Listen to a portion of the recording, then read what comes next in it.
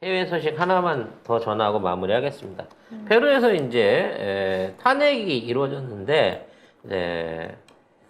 탄핵당한 대통령이 아니다. 이건 무효다라고 하는 주장이 일어나면서 탄핵 반대를 하는 시민들과 또 탄핵에 대한 후폭풍이 일고 있다는데요. 우리도 예행 연습을 좀 해야 되니까 국제 전문가인 문희정 평론가를 통해 갖고 이 내용의 본질을 좀 알아보겠습니다. 네, 탄핵당한 뒤 구금된 페드로 카스티오 페루 전 대통령이 지지자들을 독려하는 내용의 편지를 현지 시간 12일에 공개했습니다.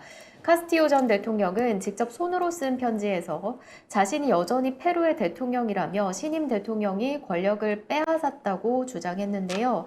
이번 옥중 메시지는 카스티오 지지자들의 시위에 기름을 부을 거라는 관측이 있습니다. 일단은 이 페드로 카스티오가 탄핵 당할 만한 사람이었나요? 아니요. 그러면 억울하게 당한 건가요? 네, 사법부와 의회에 의해서 쿠데타에 당한 거죠. 예. 자, 많은 분들한테 그냥 지금 노무현 대통령 때와 비슷한 상황이라고 보시면 돼요. 페루는 일단 인구 구성 비율부터 좀 말씀드리면 원주민만 한 26% 정도밖에 안 돼요. 그리고 중남미의 원주민들은 자신들의 정치적 권리를 제대로 못 누립니다. 거의 대부분이 백인들이나 또는 메스티조라고 하죠. 그리고 크리오라고 하는데 백인과 이제 혼혈인들이 주 이제 대상층이다 보니까 그들이 이제 주로 권력을 가지고 있고 원주민들의 권한은 어떤 권리라든지 이런 부분은 전혀 보장이 되고 있지 않은데 페루에서 이제 원주민 출신의 대통령이 나온 거예요. 근데 최초인가요 이번에? 옛날에 일본에도 페루 대통령 되지 않았어요? 일본계요. 후지모리. 후지모리? 예, 후지모리가 독재자였습니다. 그리고 그러니까 후지모리는 박정희하고 비슷하고요. 그 딸이 게이코 후지모리라고 박근혜하고 비슷합니다. 아버지도 엄청나게 죄를 지어가지고 감옥에 갔다가 정치적 거래에 의해서 사면이 됐고요. 딸도 지금 그 뇌물수수로 원래 30년 정도를 받아서 쳐넣었어야 되는 애인데 지금 그 적폐의 카르텔이 워낙 끈끈해요. 페루도.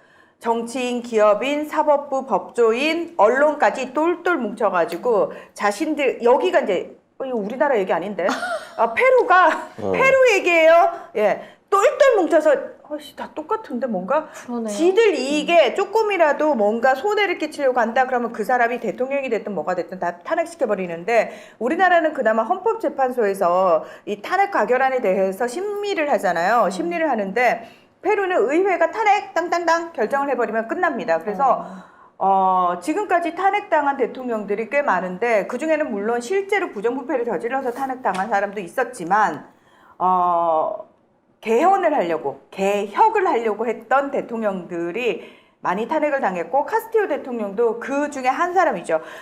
민영화됐던 것들 다 국유화 시켜가지고 어쨌든 민생을 살리려고 했고 서민들을 살리려고 했던 부분들인데 이 부분이 다 의회에 의해서 적폐 카르텔에 의해서 막힌 거죠.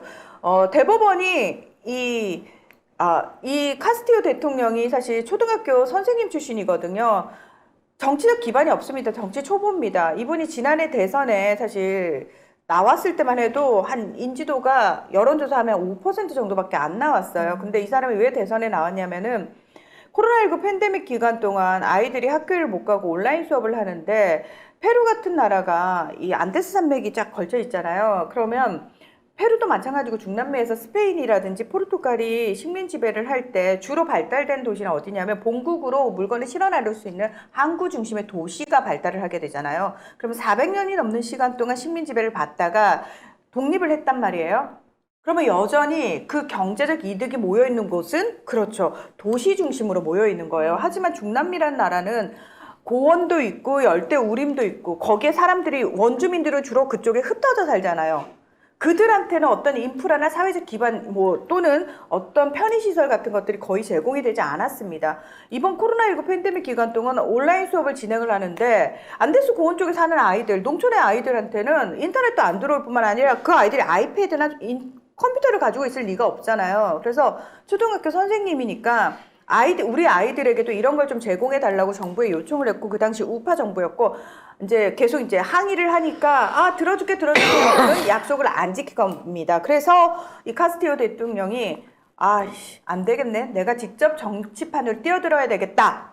라고 해서 대선에 출마를 한 거고요. 그러니까 본인이 그걸 할 수 있는 권한을 가져야 되겠다. 이재명 대표가 정치인이 된 이유하고 똑같은 이유로 정계에 들어왔는데, 문제는 뭐냐면 그 사람들이 와 응원을 해줬어요.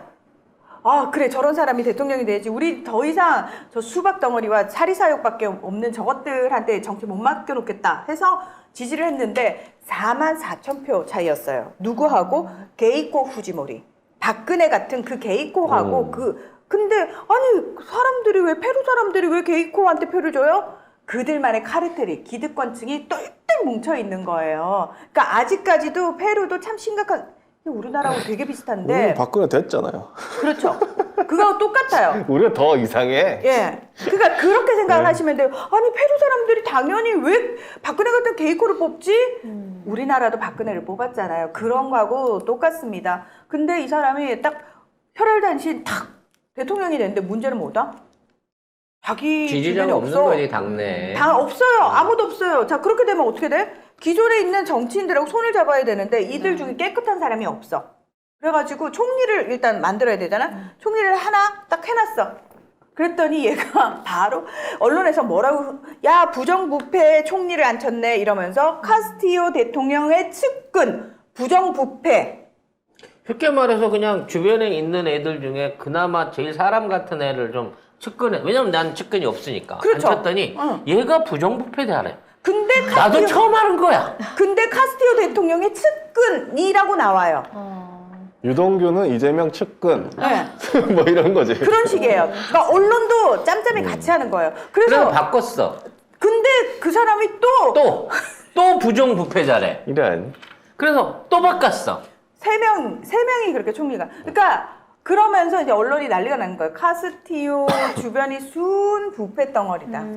근데 카스티오는 이제 막 대통령 된 사람이고 걔네들은 오랫동안 정부에서 정치를 해온 거거든.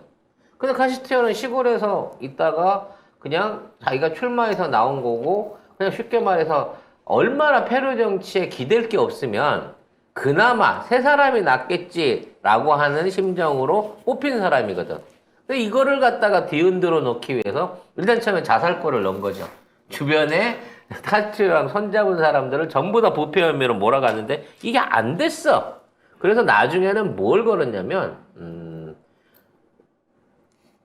밑도 끝도 없는 반역죄에다가 대학 논문 표절죄를 걸었습니다.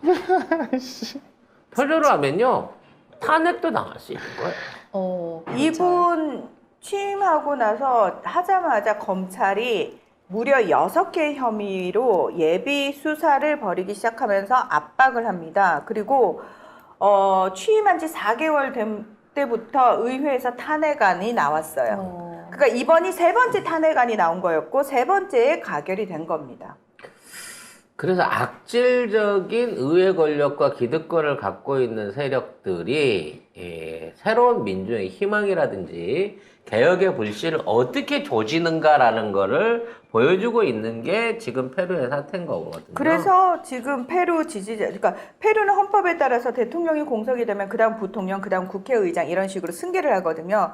그러면서 두 번째 부통령, 근데 이 부통령도 사실은 이 카스티오 대통령 등에 칼을 꽂은 여자예요. 근데 이 여자가, 근데 이걸 가지고 미국은 페루 최초의 여성 대통령 와 이러면서 축하. 미국만 축하를 하지 나머지 중남미 국가들은 다 비판합니다. 의회 쿠데타라고 심지어 멕시코 대통령 그렇게 이야기를 하고 있고 멕시코 측에 정치적 망명 신청했고 변호인이 멕시코 측에서는 받아들이겠다라고 이야기를 하고 있고요. 탄핵안 가결되자마자 기다렸다는 듯이 경찰이 카스티오 대통령 체포해서 지금 구금 중에 있고요. 대법원에서 검찰이 쿠데타 혐의로 어떻게 우리 예비 구금을 해야 되는데 예비 구금을 일주일 할 수 있게 영장도 내줬습니다. 그래서 지금 구금 중에 있고 그 구금 중에 지금 지지자들을 향한 편지가 나왔는데 지지자들은 카스티오 대통령의 이 탄핵은 억울하게 우리가 뽑은 대통령을 의회가 탄핵시켰다 이러면서 반발 시위를 엄청나게 하고 있는 거고 그 새로 대통령이 된 부통령에 대해서는 당신은 우리가 뽑은 대통령이 아니다.